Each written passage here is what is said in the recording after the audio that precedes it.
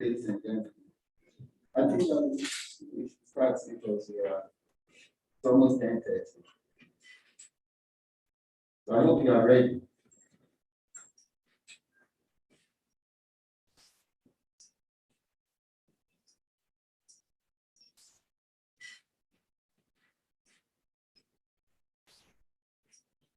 So if you remember, some weeks back, we met with you and presented our expectations of the upcoming budget. And if you remember. And so now after the budget, what we do is to try and to assess the statement, the budget statement, in line with our own expectations, and then in terms of the important national issues and concerns. So that is why we are brought into it. The minister presented his 2022 budget and economic policy to Parliament on Wednesday, November 17. And the theme of the budget was building a sustainable entrepreneurial nation, fiscal consolidation, and job creation. Well, you would expect that when the theme is chosen, the budget, even though it has so many components, will largely, represent the theme, reflect the theme that is chosen for the budget. So the minister in the budget recounted the performance of the economy in the last few years and the government's response to the pandemic and their policies to restore economic stability and growth by creating jobs through the promotion of an entrepreneurial culture. As I said, we issued the statement ahead of the budget. And then after the budget, we also want to share our views on our expectations and so on. We have decided to focus today's statement on first. I'll briefly describe the background of the current situation as we have it now, and then go on to discuss resource mobilization. How effective are we going? Effectively are we in terms of the resource mobilization? Then how judiciously are we allocating the resources that we mobilize? What is the budget deficit and its outlook? Then the public debt situation and the profile going forward. And then we'll also speak on a few key policies that we consider to be important for the progress of the country. So first, the background economic situation. As you all know, Ghana's economy, like others around the world, has been impacted by the COVID-19 pandemic. By the way, we'll give you a copy of the statement after the presentation. Now, in 2020, Ghana recorded its lowest growth in several decades of 0.4%, before the economy gave the modest rebound to an estimated 4.4% growth in 2021. When it comes to inflation, it peaked at 11.3% in May of last year, before easing subsequently to a low of 7.5% a year later in May 2021, and then rising steadily to 11% in October. So we are experiencing very strong inflation pressures, but it's not only Ghana. This is happening across the world. And you must have heard that in response, the Monetary Policy Committee, for a very long time, that they have maintained, not so tight a monetary policy, but because of what is going on, we decided to increase the policy rate by 100 percentage points, 100 basis points. Now, recent surge in inflation has been fueled by high food prices, rising fuel costs, and the effect of supply disruptions in Ghana and across the globe. Now, the general cost of living has risen significantly, and we can all feel it. Now, the public debt has increased in sharp, raising sustainability concerns, while also imposing a huge burden on the budget in terms of interest payments. When you come to the exchange rate, after enjoying some stability during most of the pandemic period, due to a slump in demand for foreign exchange for imports and travels, the city has come under some pressure recently, as the pent-up demand has begun to be unleashed on the foreign exchange market. Now we have a situation where we have a gap between foreign exchange supply and demand, and that hasn't gone away. So this upward pressure on the exchange rate is something that is going to be reversed for a very long time until we achieve significant transformation of the Ghanaian economy. Now, unemployment, especially of the youth, remains a huge problem, as evident by the numbers that turned out recently for recruitment in the security agencies. We also saw it. You see the numbers. So it's a very serious problem. So this is the background economic situation against which the minister presented his budget. I'll go on to look at resource mobilization, because the budget really is about mobilizing resources and then allocating them for various purposes, depending on what policies the government wants to pursue.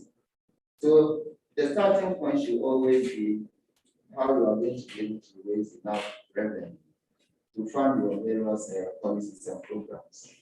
Now, we all know that revenue mobilization has been a long-standing challenge. In fact, Ghana's revenue efforts, mobilization efforts, falls considerably short of that of our peers. We have been saying this forever. And we have long argued that substantial revenue is lost annually through various channels, including tax exemptions, property taxes, illicit financial flows, non-compliance, informal sector, administrative lapses, and fraud and corruption. If you go back to look at the notes and the statement that we gave you ahead of this budget, you'll see that we mentioned all these factors. They are in there. So how did the minister respond, or when did he respond to these lapses? As I said, we have called for this report to be plugged for adequate revenue to be raised to support the country. So we are pleased to note that the budget proposed measures to plug some of these loopholes, in addition to other measures to scale up revenue. Sometimes when you put out, being in this business, as a think tank, what we do is that you put out your bills to try and influence policy. Sometimes they listen, sometimes they don't listen. But sometimes they listen on the quiet. You put it out there, you will think that they may not have taken notice of it, but somehow you see it. They try to respond to it. So the minister announced a series of measures to raise revenue, and I'll take you through them very quickly. But some of them have raised concerns and so on. Now, the minister announced that a revised tax exemption bill has been placed before Parliament and is expected to be passed in 2022. Now, this bill was first placed before Parliament in 2019. I didn't even know that it had been withdrawn at some point. It was never passed. And the minister is saying that this time around, they have repackaged it and it's going back, or it's been sent back to Parliament. Now, we should welcome this because, as I say, it's long overdue. So we expect that the bill will retain exemptions for investors who are needed for critical investments and qualified charity and NGOs. We don't have any problem with investors and NGOs, charity NGOs being exempted from paying import duty. Now, the problem we have is the exemptions that are provided, on political or protocol, grounds, and some of them are subject to considerable appeals. This is where we expect that. We don't know, we haven't seen the bill yet, but this is our expectation. Now, the minister also recognized the importance of revenue compliance and enforcement. And to that end, he indicated the intention of GRA to continue with these compliance measures to expand coverage and plug revenue leakages, including through amendments of the Income Tax Act that provides a simplified system of tax compliance for the informal sector and small-scale individuals and business. It is also our hope that compliance by professionals generally will be also strictly enforced. You remember that sometime back, this year, the president, in addressing the Ghana Bar Association conference, raised the issue of non-compliance of the tax by professionals, including lawyers. So we expect that professionals, compliance by professionals will be generally enforced. Now, the minister also pointed to the potential of property rates, especially as resources for the MMDAs for provision of infrastructure and other needs of localities. So he proposed that government through GRA will assist the MMDAs to implement a common platform for property rate administration to enhance collection and accountability of the rates, including by agreeing a sharing ratio between the two parties. Again, we have long called for property rates to be appropriately assessed and collected by the MMTAs, allowing them to retain a portion for their development needs. This is what we said, in our pre-budget statement. And it looks like this is similar to what the minister is planning. And therefore, we are pleased to see the initiation of this measure in the budget. Now, the minister announced government's intention to pass a fees and charges bill, subject to automatic adjustment in line with inflation and review every 5 years. Again, we have called for fees and charges for public services, such as court fees and charges, DVLA fees and charges, passport fees and charges, parking fees and charges. I don't even know how much parking fees that we charge in this country. Most areas people park virtually free. Now, most of which have fallen behind commercial rates, and they need to be updated accordingly. We don't have any problem with that. So we welcome the proposed changes. But again, it is our hope that there will be strict vigilance and oversight to avoid abuse by collecting officials and agencies of these charges. The minister also proposed to review the import benchmark policy. He noted that after 2.5 years of operation, the temporary benchmark discount policy on imports introduced as a stopgap measure will be reviewed to make it more efficient and targeted. And the review will align the policy with current development needs to protect the environment, local industry, strengthen public safety, and support public health. This is the minister saying that. Now, the review is intended to cover vehicles and selected general goods.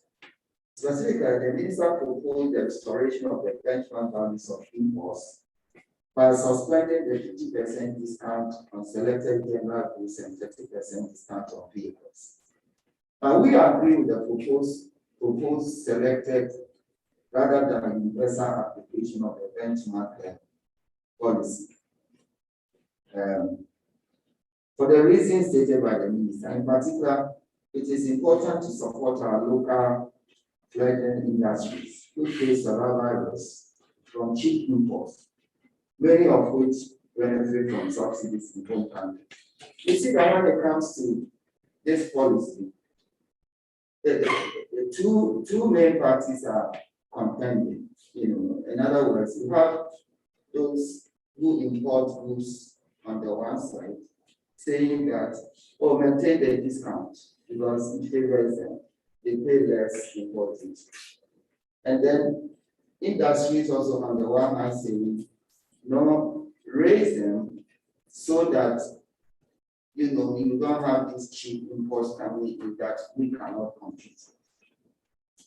I don't know which side of these two that you will on, but me as an economist, I'm inclined to favor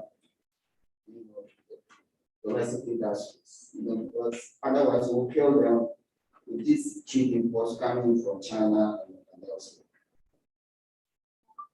The minister proposed a revision of the VAT flat rate scheme by applying the standard rates to all firms except retailers with turnover threshold of between 300,000 and 500,000.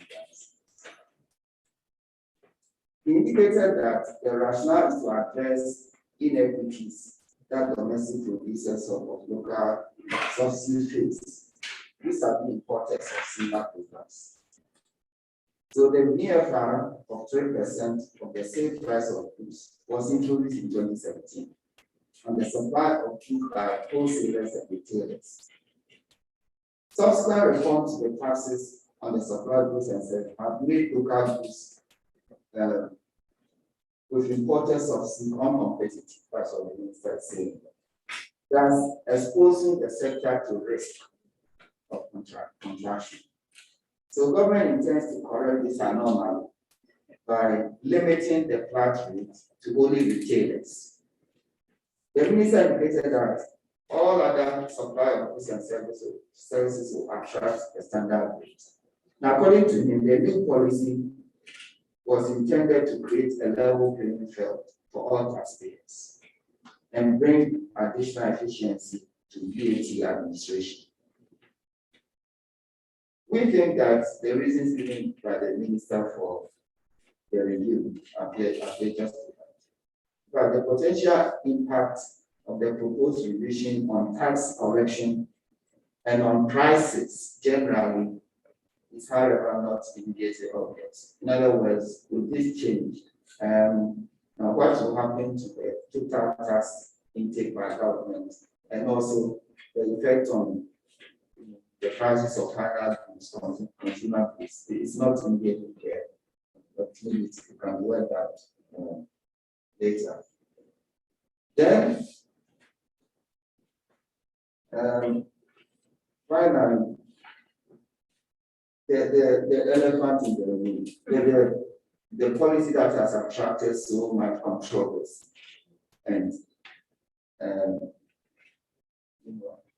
I think I was writing and writing. I was almost writing a thesis on it.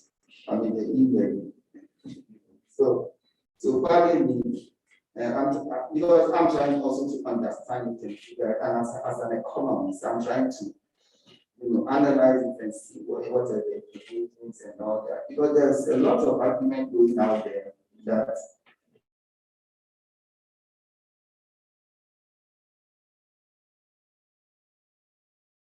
But let me start by saying that the minister proposed a levy called the e-levy. Let's all try and understand of 1.75% on electronic transactions in the form of mobile money transfers, bank transfers, merchant transfers, and inward remittances, subject to a cap 100 Ghana cedis a day threshold exemption, apparently to protect the poor. You have heard that one minister has come out to say that, the cap they are placed, the 100 cedis cap they are placed there means that, 3,000 cedis a month, if you do that kind of transaction, it's exempted. And then she said that, if that's how much you make in a month, you are not, if you do that kind of transaction in a month, you are not poor. So we have to reclassify, redefine where we place the poverty line. Now, the minister, this is the finance minister, argued that this policy is geared to expanding the tax net by bringing these informal sector transactions into the tax bracket. And I'm putting, this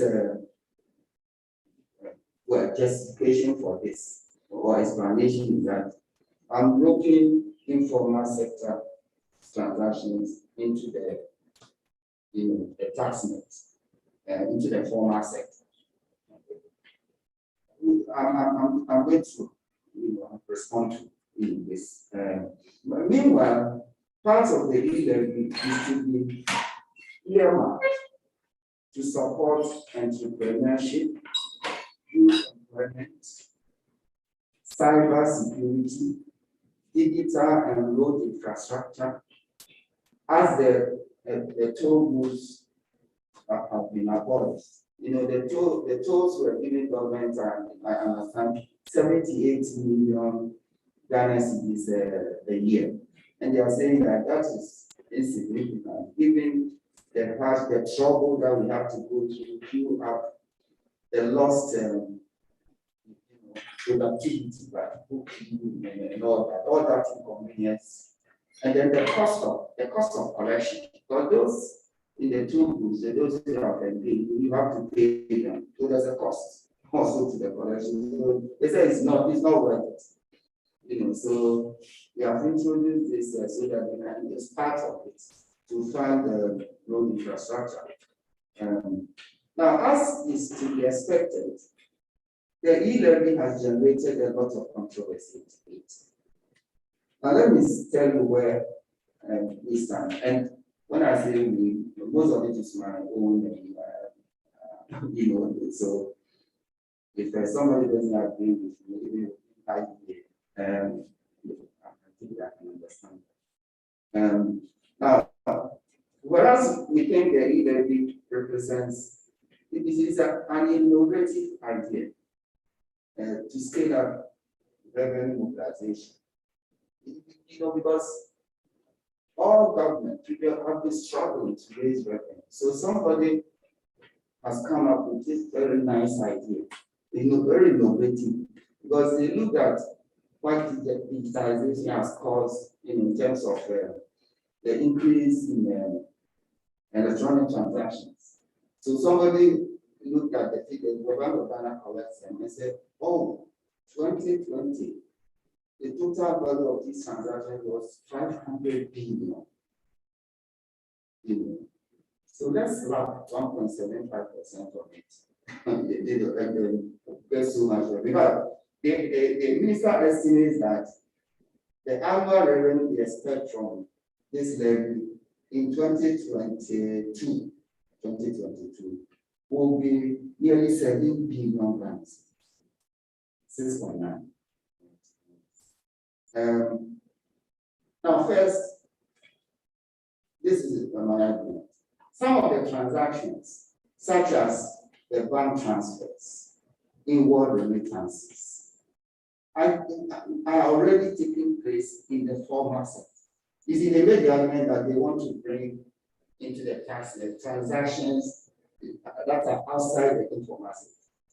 But all these transactions are taking place, those that I have mentioned, in the formal sector. And therefore, they cannot be described as informal sector transactions, as the minister has suggested. Second, the argument about widening the tax net, the way we understand it is mostly about grouping in persons and businesses that mostly operate in the informal sector. When you say widen the tax net, to cover those in the informal sector who are not already in the net. However, a lot of the persons and businesses who are now being called upon to pay the e-levy are already in the formal sector. They are within the tax net and are already paying personal income tax, corporate income tax, or consumption taxes. I mean, like myself, I'm paying all of the taxes on my income and all that. So if you are bringing me under this levy, how can you call me? How can you say that I was in the informal sector and you are bringing me into the formal sector? Yeah. Now, so to ask them to pay the e-levy on mobile transactions on top of what they pay to the telcos. We also pay, when we do these transactions, we pay a levy to the telcos. 1% or something. We feel that it seems to amount to subjecting people to, in some cases, they pay double taxes or even triple taxes in some cases. Now, third, the minister indicated that digital transactions are set to over 500 billion in 2020, providing an enormous pool of funds for taxation. The question, however, is who is the beneficiary of this surge in digital transactions? And if we say that digital transactions have surged 500, I do a lot of it myself, but am I benefiting from it in any way? I mean, so that you say, oh, he's benefiting, so let's tax him. Who is the beneficiary of this sale? If you can talk to me about who is benefiting from it. This surge in digital transactions, let's say mobile, to some 500 billion. Am I the beneficiary of that sale? Certainly I'm not. Who is the beneficiary? Can I hear you say something? Who is benefiting? Of course, the telcos, because the more we do the transaction, the more they charge us. You get me? Government also, has a tax on it, so they also benefit. If those who are benefiting from this set, why don't you go and tax them? I'm not benefiting. Well. Now, fourth, we note that the e-levy alone is projected to contribute as much as 7 billion Ghana cedis, or 8% of the total tax revenue of 80 billion projected for 2022. This tax alone is contributing 7 billion. And this is huge. Okay. So, but because you seem to depend so much on it to raise enough revenue for 2022, I feel like it is like you putting all your eggs in one basket. In other words, governments seem to be saying, "Oh, I'm really going to get a lot of taxes revenue from here." Okay. Now, if for some reason your projected tax intake fails to materialize, it's certainly going to have a material effect on the budget. It will throw some of your estimates out of here because you are depending on this one source which is so huge. Because people have said, okay, then you are going to avoid these, transactions, using these transactions. Of course, you can't avoid it completely. So, and further, as I said, customers will be paying a 1.75 levy on mobile transactions in addition to the 1% already levied by telcos, bringing the total levy to 2.75%. In other words, if you do a transfer, mobile transfer, you pay 1% to the telcos, you pay 1.75% to government, making a total of 2.75%. That's enough. Now, my own view is that if we want to ease the burden on customers and avoid any negative reactions, I would have started with something like 0.5%. Okay, let's start from somewhere, and then maybe over time we'll see what we can do. So my point is that the 1.75 seems to be on the high side. If you add 0.5, that will go to add on to the telco's 1%. That will be 1.5%. Now, the fifth point is that we do not see why it is proposed to make part of the e-levy to those targeted objectives that I mentioned upstairs. Building infrastructure and so on. And because of that, abolishing the e-levy, abolishing the tolls. And is it because it's like government is introducing another level of revenue earmarking into the budget. Already we have several levels of revenue earmarking, which has contributed to so much rigidity in the budget, government spending. We have earmarked, revenue for district assemblies common fund, debt fund, road fund, national health insurance, fund. Now we are going to add another earmark and say that this e-levy, part of it should go to this other line.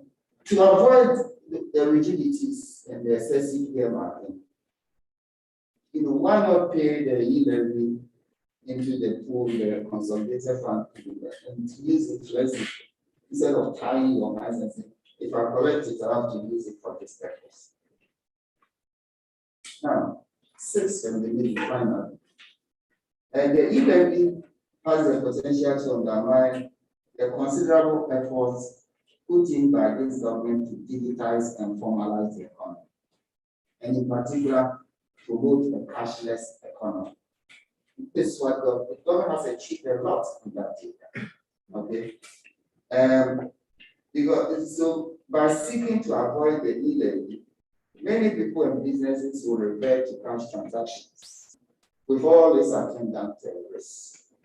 I heard the deputy minister of finance, in a program responding to this issue, whether people will walk away.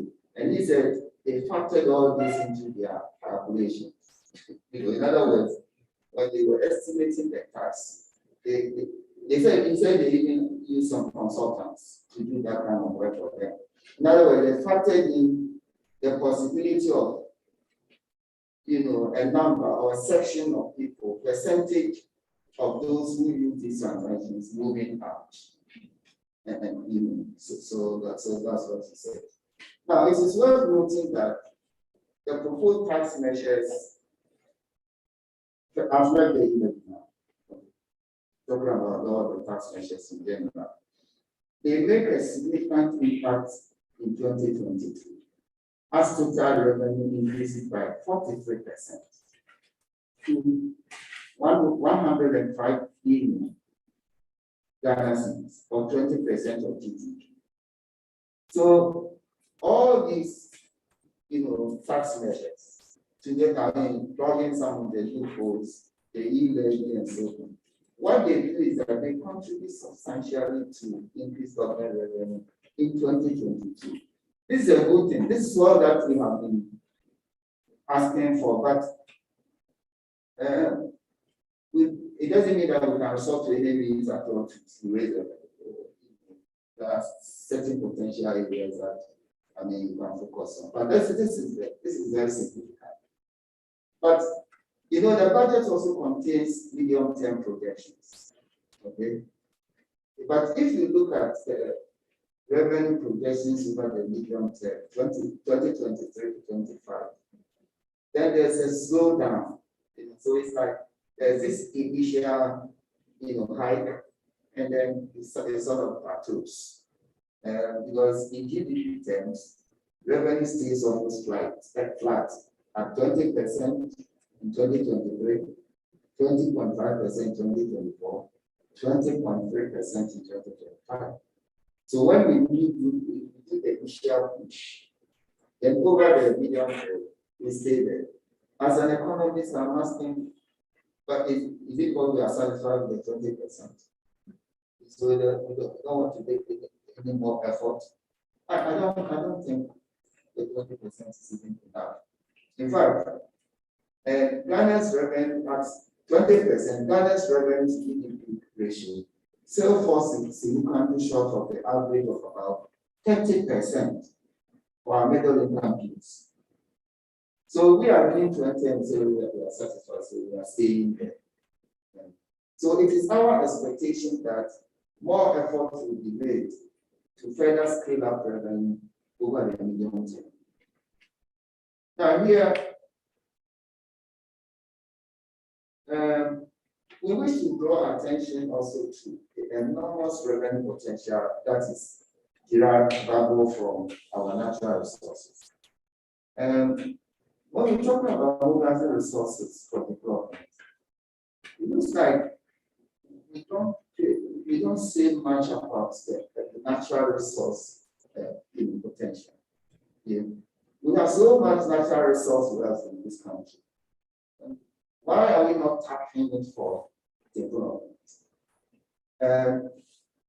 This is because, when we exploit our natural resources, we give it away cheaply to foreign investors. They take 80% away and give us 20%.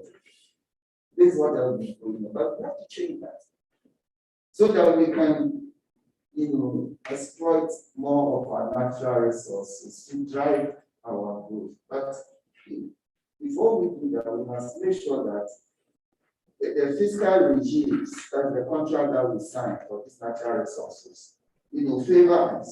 They provide maximum benefits to Ghana and not to the investors. Now, resource allocation. You see, in this country, we talk a lot about raise revenue, but not so much. We don't talk so much about how the revenue is allocated, the expenditure side. But those two sides of the project are equally important. Because if you raise so much revenue and you waste it, you use it inefficiently, you will not achieve the desired result. Okay? So year after year, we have evidence of revenue being applied injudiciously or wasted. The Auditor General's reports, annual reports tell us that people, institutions just take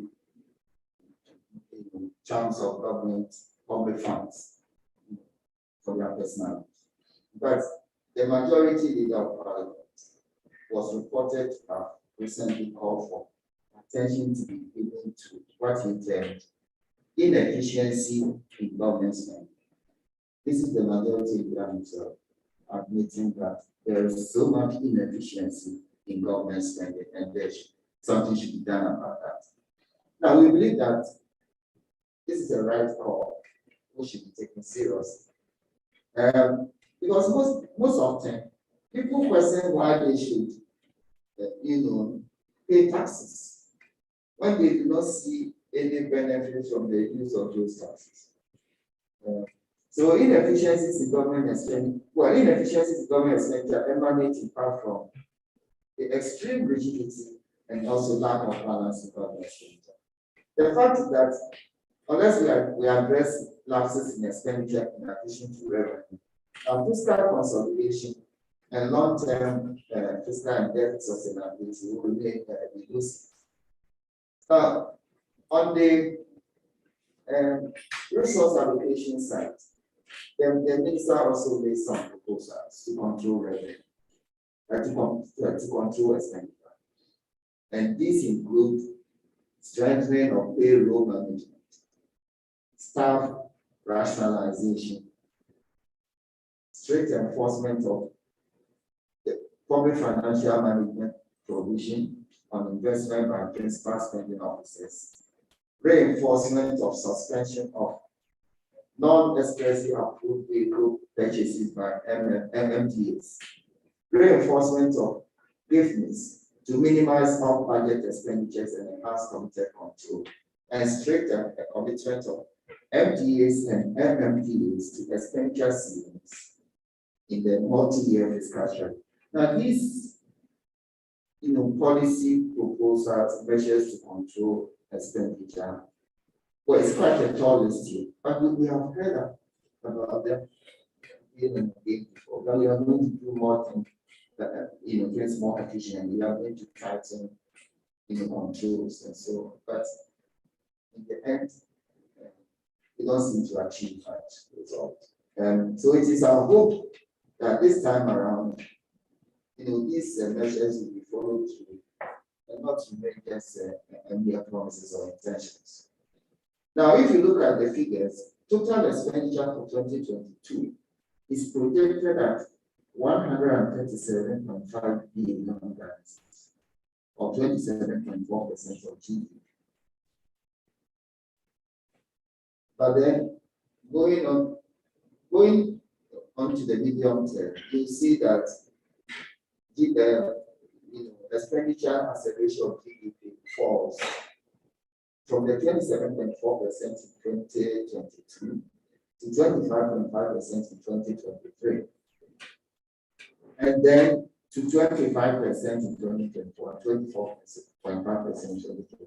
In other words, government is saying that it's going to keep expenditure is as a ratio of GDP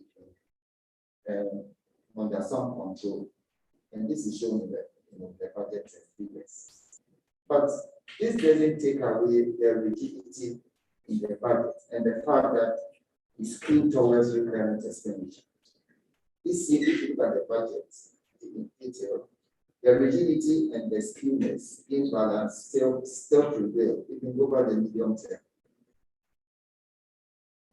And in fact, in 2022, in this budget section, compensation is projected at 35.8 billion, or 26% of total expenditure. In other words, 26% of government total expenditure is going into compensation, paying salaries, and payments, and so on. Now, this is unfortunately a very large answer. Now, the fact is that the public sector has been growing size. If you look at new regions being created, ministries being introduced, districts being added on constituencies, and so on. Now, the Minister of Finance said that the other time that the public sector, payroll is full. So one wonders how we're going to be able to employ our future doctors, nurses, teachers, that will be so bad. So we need serious reform in the public sector. And that is why it is important that the staff rationalization exercise that the minister mentioned is implemented with urgency. Then you come to interest payments in 2022 budget. It's projected at 37.4 billion, or 27.2% of total expenditure. The interest that we pay on the debt we have accumulated for 2022, we're going to pay 37.4 billion cedis for interest. Now, this is also huge, and it reflects the new debt level. The only way to bring it under control is to restrain borrowing, which in turn calls for curtailment of spending and the budget deficits. Then you look at transfers to the statutory funds and other government units. The statutory funds that get funded. So this is also taking 26.9 billion or 19.5% of total expenditure. But these statutory funds are known to be paid by inefficiencies and high costs. And so they need to be reformed to improve their efficiency and efficacy. Now, between them, these three items, in other words, the interest payment, compensation, and the transfers, the three of them, they account for 100 billion Ghana cedis, or 72.7% of total expenditure. So it's like, if you look at the total expenditure, government has tied. These are statutory payments. Now that you have to pay wages, you have to pay interest, you have to transfer monies to the funds, and they take 73% of your expenditure, and you are left with 27% for all other things. So that's the kind of rigidity in the budget that we're talking about. Then there's also the imbalance. You see, because the items that I mentioned above, which are recurrent items, they are so huge. Capital expenditure or CapEx is allocated a modest amount of 16.4 billion or 11.5% of total expenditure. And then as a ratio of GDP, that's the most important measure that's used for international comparisons. In other words, how much are you spending on your development expenditure? So if you look at it in terms of the GDP, you see that it is quite low. Well, it is 5.3% in 2022. And then over the medium term, it goes even down. It decreases over the period. It drops from the 5.3 to 4.7% in 2023, and further to 4.5% in 2020, before rising slightly to 4.7% in 2025. The fact is that as a developing country, the literature tells us that we require capital expenditure as a ratio of GDP of at least 10 to 15% to drive our growth. We are doing under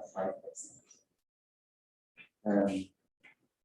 So achieving this ratio will require simultaneously that we curtail the other expenditure items so that we can create space for capital expenditure to be increased. So more effort is required to rein in recurrent expenditure and rebalance expenditure as a whole. Now it has to be said here that while CapEx as defined in the budget is limited to fiscal capital, which is important for growth, human capital is equally, if not even more important for growth. And it has to be recognized that government has devoted considerable resources in developing human capital to, in particular, the flagship senior high school program. And the point I'm making here is that, CapEx, capital expenditure, the way that is captured in the budget is like it's expenditure on the fiscal projects that we see, fiscal capital. But there's also what we call human capital, where government is spending a lot of money. So we shouldn't forget that. But the allocation of resources between recurring capital expenditure is referred to recurrent and capital expenditure is referred to as the economic classification. When you classify expenditure as recurrent and capital, you say it's the economic classification. But you can also classify expenditure on what we call functional basis. In other words, the activity that they are funding. In other words, is it agriculture? Is it education? That's another way that you can also classify expenditure. And these are normally allocated to the MDAs.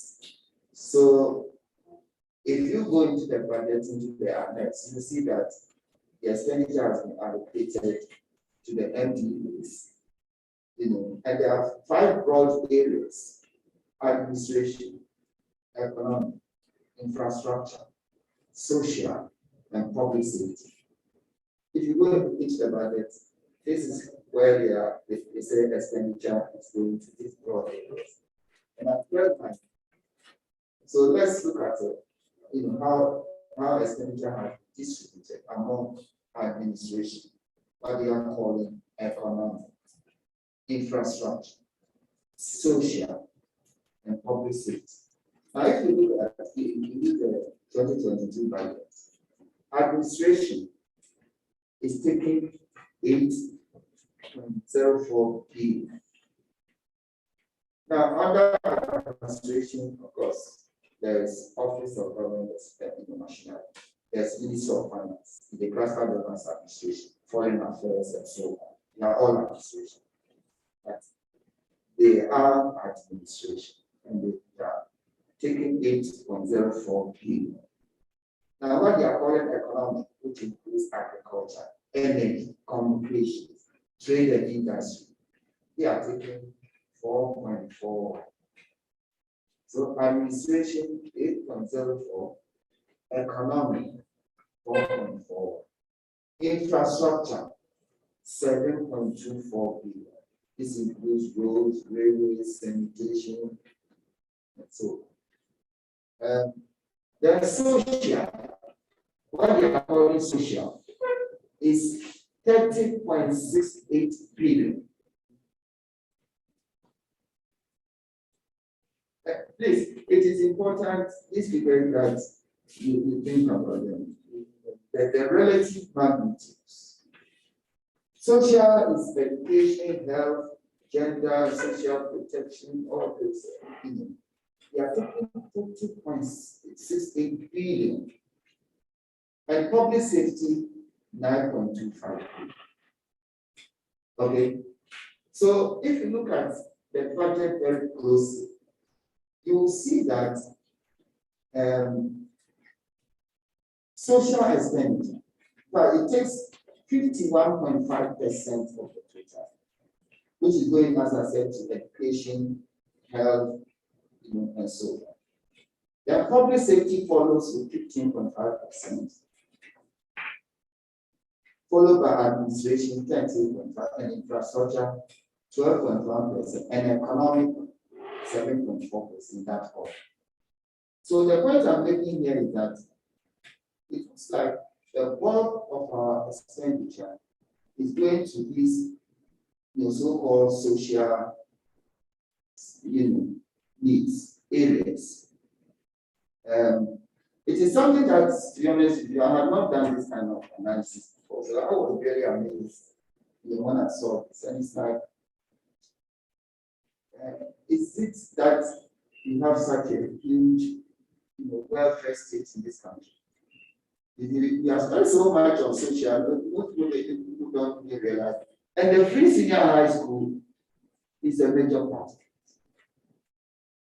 So as a country, I think that is just, we are operating more like a welfare state. Okay? But the fact is that it raises efficiency questions also. Questions of efficiency. So if you are spending so much money on what you are calling social, how efficient are they? Because in the end, the goal of economic policy is to, promote growth and development and so on. So if you be achieving the same purpose, then of course, fine. Otherwise, as a country, we need to begin to question the rationale in spending so much money on what is called social issues. Now, the budget deficit outturn for 2021 was set to 12.1%, including the energy and financial sector costs, or 9.54% to exclude them. Of course, the budget in 2021 has been fueled by COVID costs. In the 2022 budget, deficits today are 7.4%. It's like we are coming down.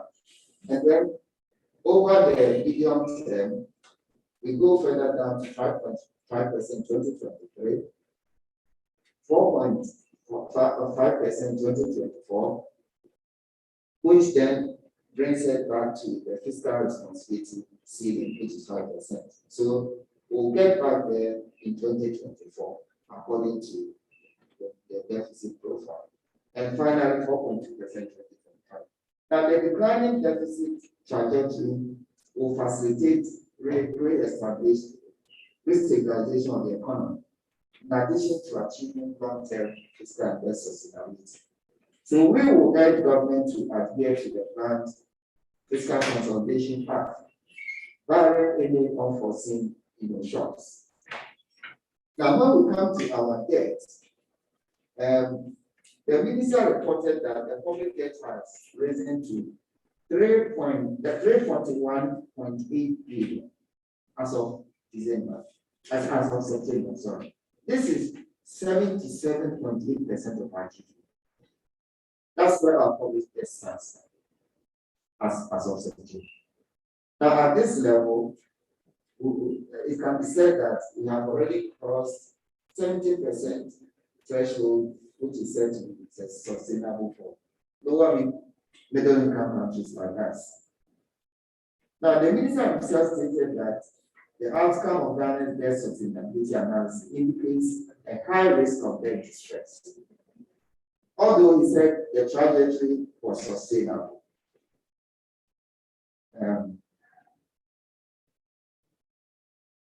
So, going forward, the economy is expected to grow, and the deficit, at least they are trying to put it on a declining path. So, when these two come together, you expect that the debt profile at least will improve.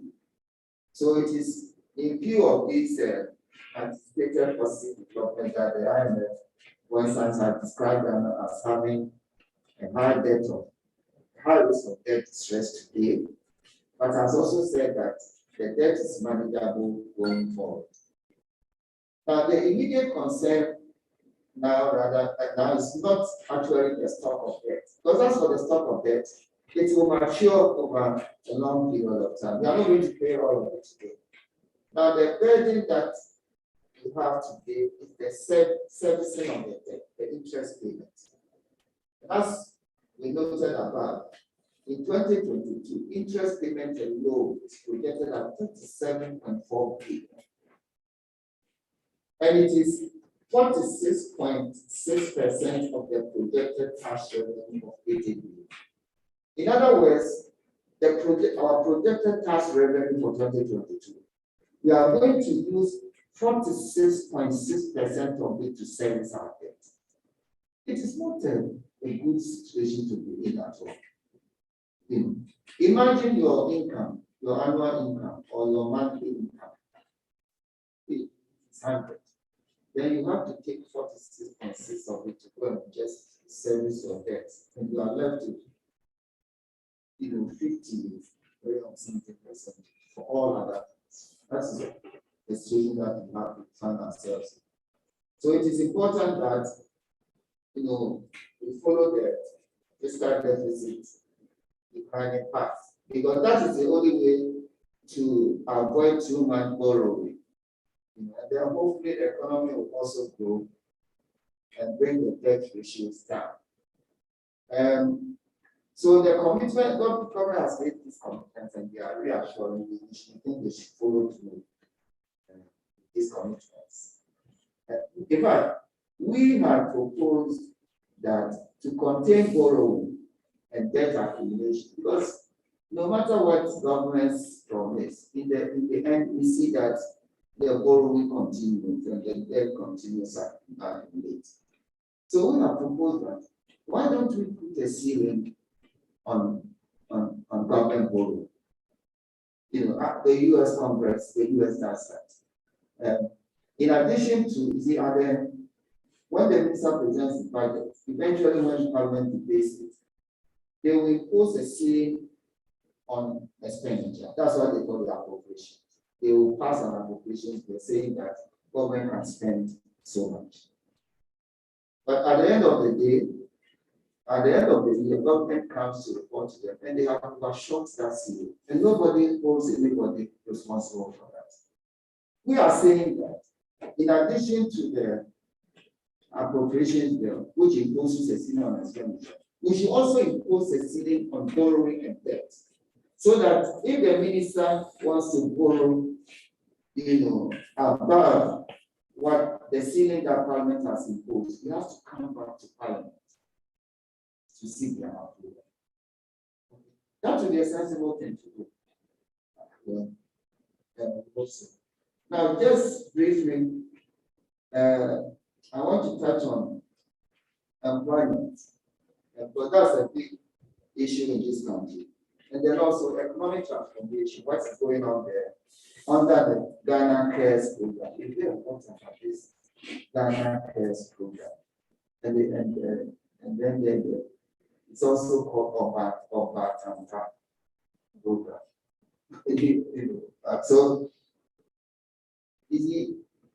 let's see what is in there. First, employment. We know the big problem with unemployment, especially youth unemployment. Officially, when they tell us that youth unemployment is about 12%. I ask myself, really? Is that what we see? Youth unemployment is 12%. In other words, the youth who are employable, only 12% are unemployed. That's what it is saying. So 78%, 88% are employed. Is that a fact? But of course, they also say that there's something called youth underemployment. That's huge. That's over 50%. Okay. So most of the youth are doing some small things. I mean, not really fully employed, underemployment. So that's huge. Now, government has introduced various youth employment schemes, and we have said that government alone cannot employ everybody, especially on a more permanent basis or provide quality jobs. So what government needs to do is to support the private sector to grow and create the jobs. Now they have introduced some schemes,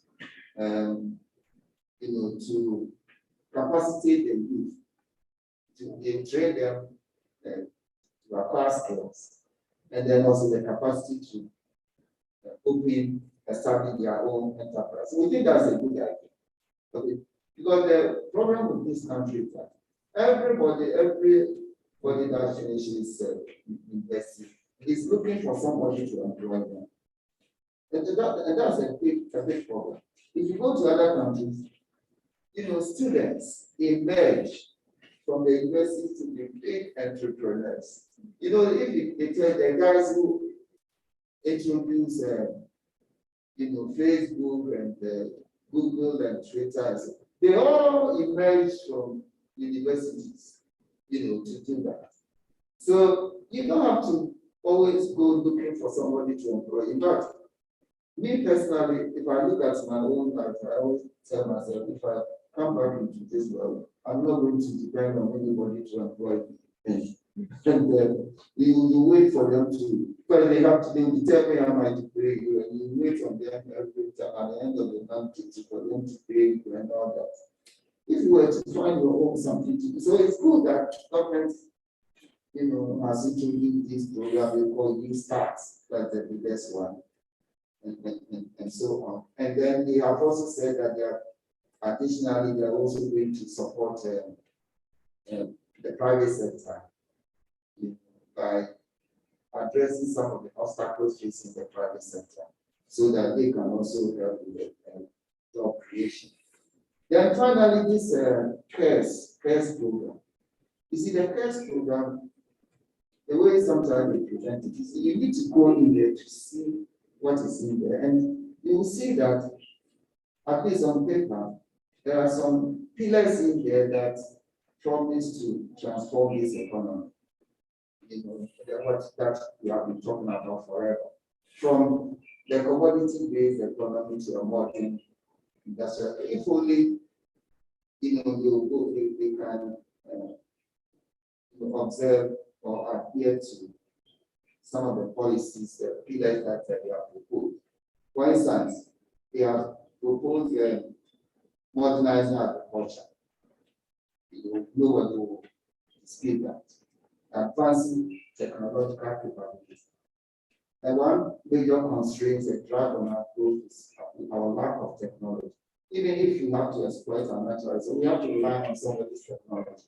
Why can't we develop our own technology? We have set up technology investments in the country. And you ask yourself, what is it that they are doing? What is it that they are producing? Everything you have to think about it. They talked about fast tracking digitalization, which is a good thing to support transformation of this economy. And then expanding manufacturing and export capacity. Of course, that's what you all want to see. We want to add value to our primary products. Cocoa, gold, bauxite, and so on. Why can't we process them to add enough value? And I always use cocoa as an example. The cocoa beans market, international market, is worth $10 billion.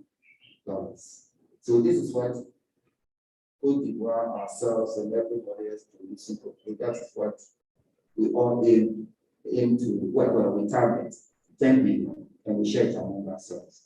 Meanwhile, the international chocolate market is worth 100 billion.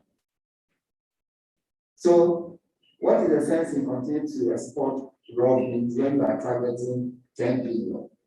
When we could have, what prevents Ivory Coast or Ghana establishing the biggest, chocolate manufacturing industry? So these are some of the things that if the CARES program is implemented as planned, I mean, it contains major transformative initiatives, which will, help transform this account. Now, finally, I mean, this is a conclusion. We are saying that attempts to close some of the tax loopholes and the introduction of new taxes creates Ghana's revenue efforts in the country 2020. That's a fancy by the country. Over the medium term, more effort will be needed to further scale up revenue. But there is also room to exploit our natural resources in a judicious manner to increase our total resource envelope. Now, expenditure rigidities and skewness remain a challenge. Measures proposed to control expenditure should therefore be fully implemented while rebalancing expenditure towards the government spending. Now, the budget deficit is appropriately placed on a declining path over the medium term. Adhering to the planned trajectory is critical for long-term macroeconomic stability and fiscal and debt sustainability. The risk of debt distress and service burden have increased. Achieving significantly positive primary balances combined with reasonable rates of economic growth will be key in reversing the debt situation. Government policies aimed at offering skills, training to and building entrepreneurial capacity of the youth, while supporting the private sector to grow, promise to help the unemployment situation and should be followed through. The Ghana CARES program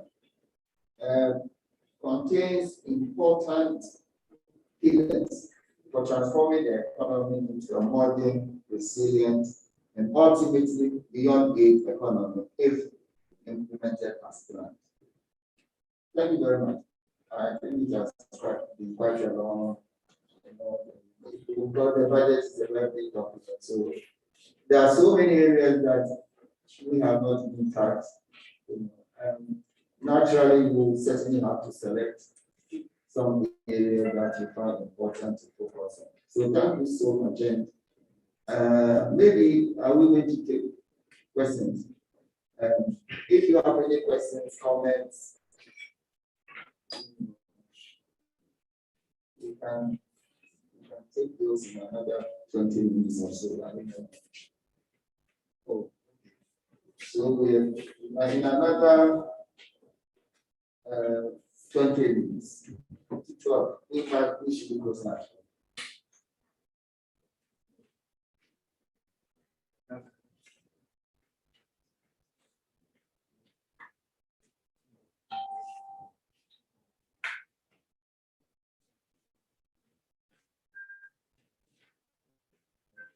You have questions? Yes. Because why would, if you have questions, and so why would you wait to come to me later and ask me those questions? Why don't you ask the question? Or is it because you want that for your family? Good morning. Yeah, good morning. Your position has described the T levy, electronic levy, as one of the insensitive tax measures of the government. As a take down IEA, what will you propose going forward? What would you Propose as a overall measure to alleviate the challenges and tax burdens? are you talking about the very specific? Exactly.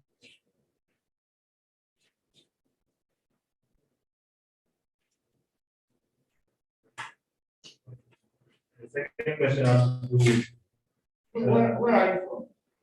with measure three. Okay. Second question has to do with the finance minister attesting to the fact that we are not actually highly indebted, unlike what the IMF and the IMF have described in their recent report. Based on the budget presented, does that stipulate that we are highly indebted, or we are yet getting there as an economy?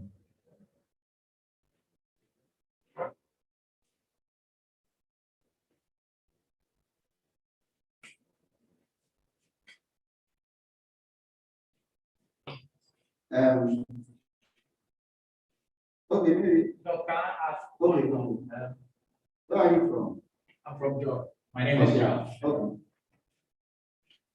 There has been this argument about we running to the IMF. I know it has cropped up several times, and it's still an issue ongoing. Based on our fiscal, because the fiscal economy, as we all know, is not in a good state. We have so much debt there. We are struggling to raise revenue. In the worst case scenario, where will Ghana head to for financial support or financing? Is it the IMF or we have a plan in terms of solving the situation at hand? And secondly, the macroeconomic targets, very fine targets in the budget. Based on where you sit, are they achievable? Thank you. So we said Macroeconomic targets, high inflation, growth, and the likes, are they achievable based on your analysis?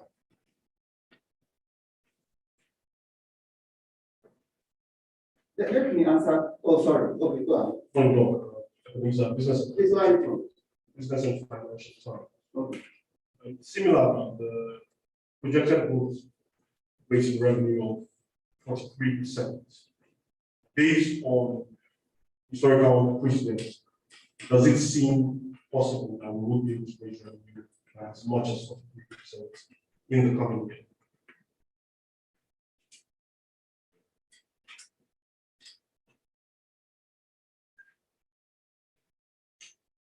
Okay, maybe let me try to answer these questions. Yeah, they are all very good questions.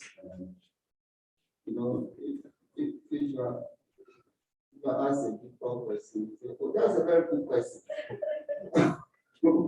So, yes, the E-levy insensitive. Please, I'm not going to go there. I mean, as for the politicians, they can use their own language. I think that I spent quite a lengthy on the E-levy, my own thinking, because I'm also struggling through it as an economist. I think that what's my assistant not here in future after the budget, you see, because the press conference is like it's one-sided. You know, I just give you my ideas, my views. You get me? But maybe we should have a sort of a discussion so that we bring all parties, you get me, all sides. I think that would be interesting. So that we have the politician coming in here and then debating these things. I'm saying that in future, maybe after the budget, the press conference is useful. In other words, we sharing with the press our views on the budget so that they can publish. But it looks like it's also be useful if we have a forum for discussion so that we hear all sides. Otherwise, they will come and ask the majority who says something and the minority who says something. So if we bring both of them here.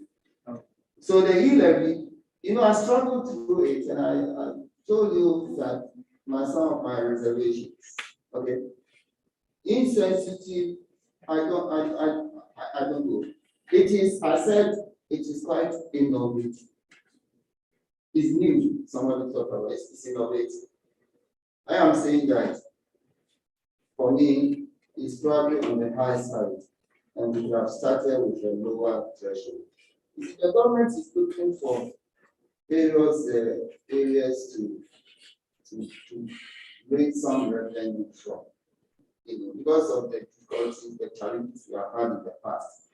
And I'm happy to see that some of the loopholes that you mentioned before, this time around, you see that they are offering to take concrete actions to deal with them. You know, but then on top of it, they also bring this E-levy as well as making changes, to fees and charges, and then the benchmark, value also they bring. So they're looking for various vehicles of raising revenue. They fall on this E-levy, which is huge. It's huge, almost 7 billion, contributing almost 7 billion. So I don't know whether insensitivity is the issue. What I'm saying is that we probably have started from a lower rate. But of course, that will not give government the amount of revenue that they are looking for. But I've also said that I don't place all your eggs in one basket. Because it could be risky. You are expecting 7 billion. How about if you get just 3? Create a big hole in the budget and how do they prepare it? That's really my concern. The finance minister says we are not highly indebted. The IMF is saying a different thing. No, I don't believe so. Even in my text, I quoted both of them. The finance minister is admitting that we face a high risk of debt distress. The IMF is the same language in all their debt sustainability analysis they have done recently. They say Ghana faces a high risk of debt distress. But going forward, both of them are saying that the debt trajectory is somehow manageable. It can be managed. So it's like it's not getting out of hand over the medium term horizon. Because and what you have to do to achieve that is to place the deficit on that declining trajectory. Because debt creation is just about borrowing money to finance your deficit. If you don't have a deficit, you won't borrow. So the most important thing is bring the deficit down so that it close the borrowing, the gap for borrowing. And then when it comes to those ratios, debt over GDP. GDP is the denominator. So if your economy also grows reasonably, then of course those ratios will also come down. But these are all estimates. There are uncertainties with COVID and the entire global economy. There are a lot of uncertainties. So that is why one cannot be so sure whether we will achieve some of these projections and so on. Now, Joy FM, do you think we'll be going back to the IMF? Is the IMF really the answer to our problems? Me personally, I don't believe so. I don't even believe that we need to beat the IMF. We are not a poor country. We are not a poor country. Unless you feel that, or you think that we are poor. Look, we are sitting on natural resource wealth that is estimated to be over $10 trillion. I keep mentioning it's my research. Next time, those estimates, from the various sources, bauxite, oil, gas, and so on, iron ore, gold. We have the data there. We will share it with you. So it's not like we have it sitting on that. Of course, we cannot bring all of it up in a day.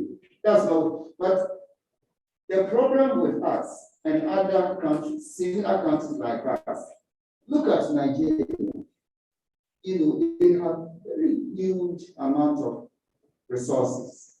But look at their people. They are probably also poor. And why is that? You ask yourself, why is that? This is because all the time the oil and gas and so that they are exploited, they've given it away to investors. And then the politicians and others are teamed up with foreigners and so on too. So what trickles down to the ordinary person is nothing. So if we continue along those lines, we will remain poor. So I don't see why we should be running to the IMF. We have, in the past, we have a record of being on IMF programs, financial programs, Ghana, for a long time. There are other countries that our peers graduated from IMF programs long ago, and they are on their own and doing so well. They are some of the Eastern Asian countries. So one country also graduates. You go to the IMF and they come and impose all kinds of conditionalities on you. You can't employ people, you can't do this, great taxes, and that, which has never worked for us. If we can manage our own resources judiciously, we don't have to go to the IMF. As for the debt issue, I should have talked about it, that nobody should say we are facing a debt crisis, so we should run to the IMF. We can manage the debt. We can also manage the debt. Now, macroeconomic targets, are they achievable? Well, I have always said when it comes to this, especially economic growth, I've always looked at our economic growth targets over the medium term and so on. I have said they are not even sufficiently ambitious. You see? If you look at the targets, the growth targets in the budget, the medium term growth targets, over the medium term, they average about 5% per annum and so on. Now, Ghana is capable of growing much faster than that. Again, it's a matter of resources.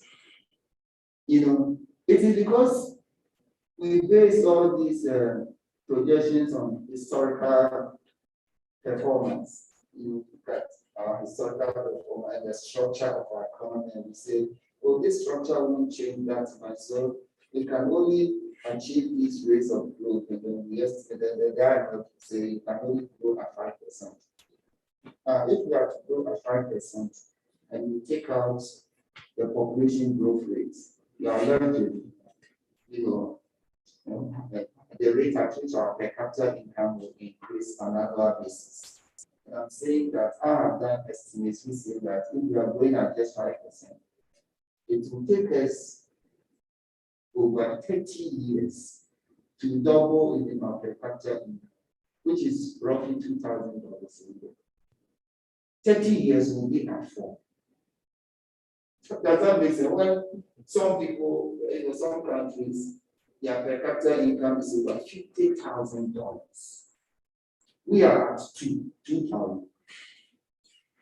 So if you ask me whether this target, I'll say that they are not even sufficiently ambitious.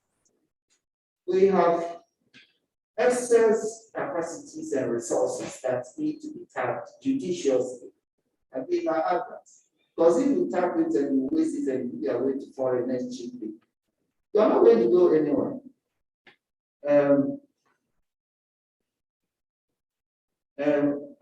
Then ENFT, revenue projection of 43%. Is it reasonable or something achievable or something? Revenue is talking about revenue. Yeah, as I said, the measures that government has seen to use to raise revenue, they have factored them in projecting their revenue for 2022. As I mentioned that it increases sharply in 2022, and then it sort of flattens out. So it's because they are factored in all these effects. E-levy will bring 7 billion. Maybe property taxes will kick in somewhere. Exemptions, they are passing the law, will bring in something. Fees and charges that they are going to increase. Benchmark, values. They must have estimated what they are going to get from all these sources. That's why there's a sharp increase in revenue performance in 2022. And thereafter, because all these measures are kicked in already, they say, oh, we'll get there and then remain there. And I'm saying they don't have to remain there. They need to even go up, further. And it means they have to look at other measures as well to be able to do that. So the 43% projected revenue increase in 2020 is certainly huge. And if you look at our historical performance, you will say that this is huge. In fact, I will have to, Abel, what you will have to do for us is, if you go to the GDP figures in the budget, nominal GDP, you work out the rate of increase for 2022 in nominal GDP. Because in economics, we can relate, the projection, your projected revenue to the growth in your nominal GDP. Because most of the revenue sources come from income that is being generated in the economy. Corporations generate income in tax, people's incomes in tax. So the revenue projection is normally related to, not exactly the same rate, related to the rate of growth of your nominal GDP. Assuming that we work that out and we get the nominal GDP is going to increase by 20%. And you are saying that your revenue is going to increase by 43%. I mean, you're a bit doubtful. I may say that this is probably over optimistic. Okay. But I don't have the figures behind their projection. Some of them, in this country, that we are used to, not achieving our revenue targets. It is a regular occurrence. And then we tend to exceed our expenditure projections also. Unless, oh, we have, that's our time is almost up.